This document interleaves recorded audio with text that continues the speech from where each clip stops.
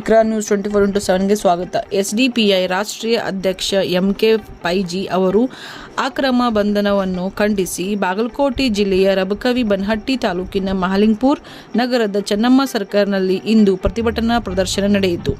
ಈ ಪ್ರತಿಭಟನೆಯಲ್ಲಿ ಸಂದರ್ಭದಲ್ಲಿ ಪಕ್ಷದ ಜಿಲ್ಲಾ ಪ್ರಧಾನ ಕಾರ್ಯದರ್ಶಿ ಹಾಜಿ ಮುಬಾರಕ್ ಅಲ್ಲಾಖಾನ್ ಪ್ರತಿಭಟನಾಕಾರರನ್ನು ಉದ್ದೇಶಿಸಿ ಮಾತನಾಡಿದರು. ಇದರ ಬಗ್ಗೆ ಹೇಳುವುದಾದರೆ, ಕೇಂದ್ರ ಸರ್ಕಾರವು ತನ್ನ ಅಧಿಕಾರವನ್ನು ದುರುಪಯೋಗಪಡಿಸಿಕೊಳ್ಳುತ್ತಿದೆ ಮತ್ತು ಸರ್ಕಾರವು ನೀತಿಗಳ ವಿರುದ್ಧ ಮಾತನಾಡುವ ಯಾವುದೇ ಪಕ್ಷ, ಜಾತಿ ಅಥವಾ ರಾಜ್ಯದ ಕಾರ್ಯಕರ್ತರನ್ನು ಐಡಿ ಮತ್ತು ಎನ್ಐಗೆ ಕಳಿಸುವ ಮೂಲಕ ಕಿರುಕುಳ ನೀಡುತ್ತಿದೆ. ಇಂತಹ ಹಲವು ಉದಾಹರಣೆಗಳು ನಿಮ್ಮ ಮುಂದೆ ಇವೆ.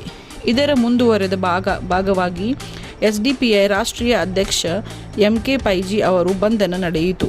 ಕೇಂದ್ರ ಸರ್ಕಾರವು ಈಗ ದೇಶದಲ್ಲಿ ಪರಿಚಯಿಸಲು ಯೋಜಿಸುತ್ತಿರುವ ವಕ್ಫ್ ತಿದ್ದುಪಡಿ ಮಸೂದೆಯನ್ನು ಖಂಡಿಸಿ ಎಸ್ಡಿಪಿಐ ನೇತೃತ್ವದಲ್ಲಿ ದೇಶಾದ್ಯಂತ ನಡೆದ ಪ್ರತಿಭಟನೆಗಳನ್ನು ಮತ್ತು ಸಾರ್ವಜನಿಕ ಜಾಗೃತಿ ಕಾರ್ಯಕ್ರಮಗಳು ಗಮನದಲ್ಲಿಟ್ಟುಕೊಂಡು ಕೇಂದ್ರ ಸರ್ಕಾರವು ಅದನ್ನು ಹತ್ತಿಕ್ಕಲು ಕ್ರಮಗಳನ್ನು ತೆಗೆದುಕೊಂಡಿದೆ.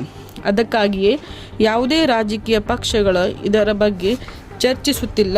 ಅದಕ್ಕಾಗಿ ಅವರು ಎಸ್ಡಿಪಿಐ ಪಕ್ಷವನ್ನು ತೊಡೆದುಹಾಕಲು ಪ್ರಯತ್ನಿಸುತ್ತಿದ್ದಾರೆ. ಆದರೆ ಮುಂದಿನ ದಿನಗಳಲ್ಲಿ ನಮ್ಮ ರಾಷ್ಟ್ರೀಯ ಅಧ್ಯಕ್ಷರನ್ನು ಬಿಡುಗಡೆ ಮಾಡುವುದು ಅವರ ಕನಸಾಗಿದೆ. ಈ ಪ್ರತಿಭಟನೆಯ ಮೂಲಕ ಅವರು ಕೇಂದ್ರ ಸರ್ಕಾರಕ್ಕೆ ಎಚ್ಚರಿಕೆ ನೀಡಿದರು. ಏನೇ ಬಂದರೂ ನಾವು ನಮ್ಮ ಗುರಿಯಿಂದ 1 ಇಂಚು ಕೂಡ ಹಿಂದೆ ಸರಿಯುವುದಿಲ್ಲ. ವಕ್ಫ್ ತಿದ್ದುಪಡಿ ಮಸೂದೆಯೇ ಕಿಡಿ ಭಾರತದಾದ್ಯಂತ ಹೊತ್ತಿಕೊಂಡಿದೆ. ಈ ಸಂದರ್ಭದಲ್ಲಿ ಎಸ್ಡಿಪಿಐ ಬಾಗಲಕೋಟೆಯ ಜಿಲ್ಲಾ ಕಾರ್ಯದರ್ಶಿ ಉಮರ್ ಫಾರೂಕ್ ಕಾಲೇಖಾನ್, ಸಮಿತಿ ಸದಸ್ಯರಾದ Hussain Jamadar, Ghouse Nadaf, women India movement ಜಿಲ್ಲಾಧ್ಯಕ್ಷ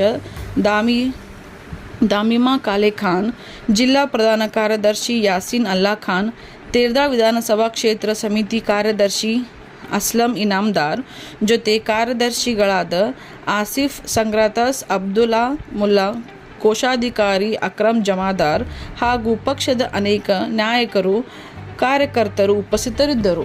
bureau report, Iqra news, Mahalingapura.